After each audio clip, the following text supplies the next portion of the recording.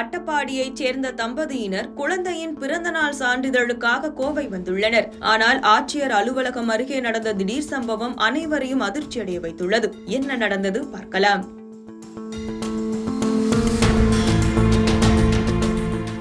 கேரள மாநிலம் அட்டப்பாடியைச் சேர்ந்தவர்கள் மருதன் மற்றும் மஞ்சு தம்பதியினர். இவர்களின் குழந்தைக்கு பிறந்தநாள் சான்றிதழ் பெற கோவை வந்துள்ளனர். இந்த சான்றிதழ் வாங்குவதற்காக மருதன் மற்றும் மஞ்சு பிப்ரவரி 25ஆம் தேதி காலை அட்டப்பாடியில் இருந்து கோவை வந்துள்ளனர். பின்னர் வேறொரு பேருந்து மூலம் கோவை மாவட்ட ஆட்சியர் அலுவலகத்துக்கு சென்றுள்ளனர். பேருந்து ஆட்சியர் அலுவலகம் வருவதற்கு முன்னே மஞ்சு எழுந்து படிக்கட்டுக்கு வந்துள்ளார். பேருந்து ஆட்சியர் அலுவலக புதிய நுழைவு வாயில் அருகே வந்தபோது திடீரென்று ஓடும் பேருந்து இருந்து அவர் கீழே குதித்துள்ளார். இதில் அவருக்கு பலத்த காயம் ஏற்பட்டுள்ளது. இதனை பார்த்து அதிர்ச்சியடைந்த பயணிகள் மற்றும் அந்த வழியாக சென்றவர்கள் அவரை மீட்டு கோவை அரசு மருத்துவமனையில் சிகிச்சைக்கு அனுப்பி வைத்தனர். அவருக்கு தீவிர சிகிச்சை அளிக்கப்பட்டு வருகிறது. விசாரணையில் கணவர் இறங்கியதாக எண்ணி மஞ்சு பேருந்திலிருந்து கீழே குதித்ததாக தெரிகிறது. பந்தய சாலை காவல்துறையினர் வழக்கு பதிவு செய்து விசாரித்து வருகின்றனர்.